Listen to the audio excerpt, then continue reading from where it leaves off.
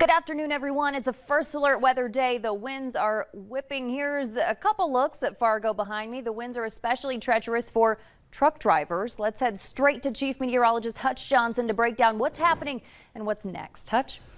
All right, thank you so much. As we take a look, snow is also an issue along with those gusty winds. At times, visibility can be reduced to a mere zero. It's very tricky out there, and this measurement just sent in by Barbara, 7+ inches in Detroit lakes today. Wet, heavy, slushy snow, mainly though accumulating on grassy surfaces, decks and sidewalks and such. As we head into your afternoon, the snow is making its way a little bit farther east. But here's a few cameras looking off into Minnesota. We'll get this full screen so you can see Beltrami County, Polk County, white everywhere. Slush on roads makes things difficult, but notice that you can see, and the visibility is pretty good as the snow letting up in its intensity just a little bit near Frazee and Lake Park here, closer to the FM area on Highway 10. Still seeing some snow.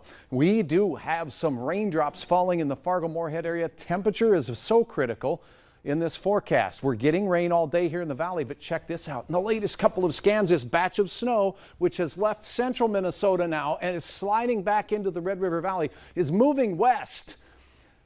We had some sunshine out in the Devil's Lake Basin, but that's going to change tonight. Now our radar showing a chance for some flakes mixing in near Hillsboro down towards northern portions of Fargo. And on that sky cam, it was hard to see too far, but temperatures in Fargo at the airport, 37 degrees. So many of those snowflakes falling down do melt into raindrops by the time they get here. Not the case, though. A little cooler, Grand Forks, Thief River Falls, and in towards Detroit Lakes. That's where snow is more likely. But as temperatures fall tonight with winds gusting to 45 and 55 miles per hour, it's going to be tricky. Tricky travel if you're driving through the snow, and it continues. And it moves right into the valley as we go through the overnight hours. Fargo's planner shows a chance of rain mixing with and changing to snow as we go into the late evening hours. Temperatures falling close to that freezing mark. A better chance of more prolonged snow in northeast North Dakota, and dare I say, some shovel trouble or at least travel trickery overnight and into your morning and throughout Thursday for many of us.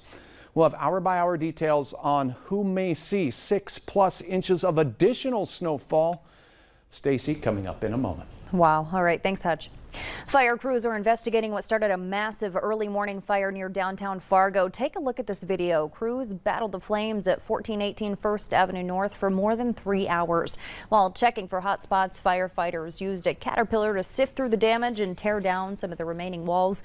Estimated damages and what caused the fire have not been determined. Fire officials say they still don't know how this same building started on fire back in December 2020. The owner of the property, Gary Reinhart, was charged with attacking a Valley News Live crew in front of that warehouse about 5 months later in May of 2021 after Fargo City Commissioners ordered the demolition of the building.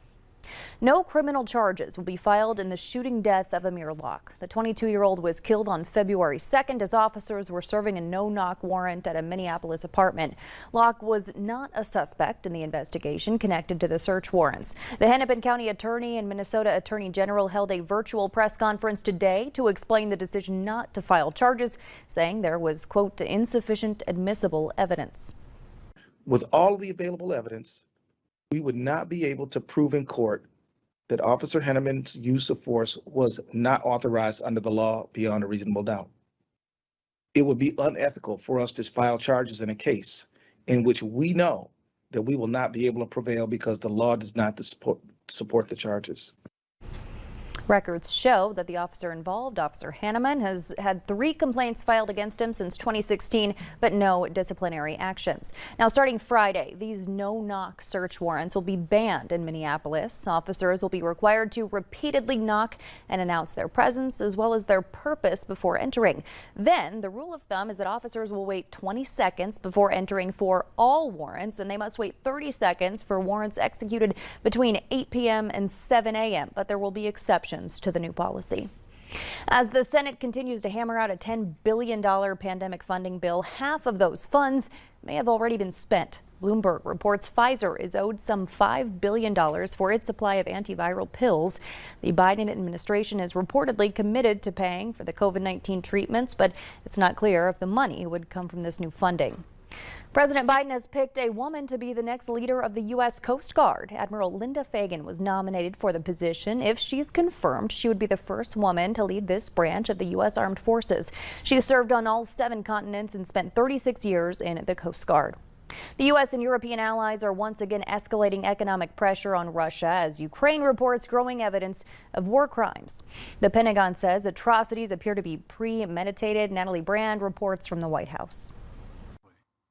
There's nothing less happening than major war crimes. Citing atrocities in Ukraine, including in Bucha, the U.S., along with G7 countries and European allies, announced new sanctions against Russia. The sanctions target President Putin's adult children, Foreign Minister Sergei Lavrov's wife and daughter, and Russian Security Council officials. The Biden administration is also sanctioning Russia's largest financial institution, and the president is signing an executive order banning new investment in Russia. We're going to keep raising the economic cost and ratchet up the pain for Putin and further increase Russia's economic isolation. Also Wednesday, the U.S. Justice Department unsealed an indictment charging a Russian oligarch with violating previous sanctions, and the DOJ says it's seizing millions of dollars from an account at a U.S. bank. Our goal is to ensure that sanctioned Russian oligarchs and cyber criminals will not find safe haven. As officials in Ukraine collect mounting evidence of war crimes, U.S. Attorney General Merrick Garland says his department is helping international efforts to hold those responsible accountable.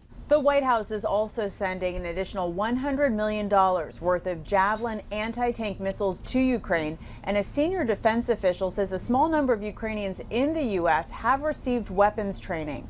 They will be going back soon, back home, to train others in the Ukrainian military. The Pentagon says Russian forces have withdrawn from areas around Kyiv and Chernihiv, though fighting in the Donbas region is expected to intensify. Natalie Brand, CBS News, the White House. Today, the Justice Department also announced it has disrupted a malicious digital network known as Botnet, which was run by the Russian military intelligence agency. The FBI director warns that Russia's cyber actors continue to pose an imminent threat. Oil executives appeared before a House committee today for the second time in 6 months. The hearing was a round-robin blame game, and no matter which way you slice it, Americans are still paying more at the pump. House Democrats unleashed on oil executives, blaming the industry for skyrocketing oil and gas prices. Why is the price of oil coming down, but the price at the pump is still near record highs? According to AAA, the national average for a gallon of gas is now $4.16. That's up $1.29 from 1 year ago. The Biden administration has ordered the release of oil from the U.S. stockpile to help ease prices, but Republicans squarely blame the White House's, quote, anti-American energy policies, like shuttering the Keystone Pipeline. The price of gas is so high, some people have given up paying for it. They're stealing it instead. It's a growing problem that's hurting businesses and drivers. Chris Van Cleve reports. You're watching thieves making off with truckloads of fuel stolen in the dead of night from a Dallas area gas station. Was this hard for them to do? No, it was literally, they knew exactly. They knew what to do exactly. They hit this station 16 times, likely using a device to bypass the credit card reader to steal more than 7,000 gallons of gas, costing owner Mandeep Singh about 27 grand. They will open this part up and they will mess up with the system. So they're tricking the system? Exactly. As prices at the pump soar, so are reports of gas theft nationwide. The owner of this Houston station believes this minivan was equipped with a trap door. It parked over the underground storage tanks and sucked up $5,000 worth of gas before driving off. It's extremely common. We know that this is happening. Dallas Police Sergeant Richard Santiesteban says these fuel felons resell the stolen gas, but just driving around with that much fuel is a big risk. It's an actual bomb that's on the road, and this is very, very volatile. It's extremely dangerous. But it's not just gas stations. Across the U.S., bandits are drilling for dollars, going after the gas in parked cars. Newer vehicles have a stopper in here that makes it very difficult to siphon fuel the old-fashioned way, which is why the bad guys have to go under the car and right for the fuel tank. This man was arrested, suspected of drilling into the tanks of several vehicles parked in front of Atlanta homes. So I'm driving to go pick up food, stop at the gas station, start filling up with gas, and there's gas is just spewing everywhere. I got underneath the car, looked at it, and there was a hole in the bottom of the gas tank. AAA recommends parking in a garage or other secured parking facility if possible. If you have to park on this street, they say it's best to look for a well-lit, highly trafficked area. Chris Van Cleve, CBS News, Dallas.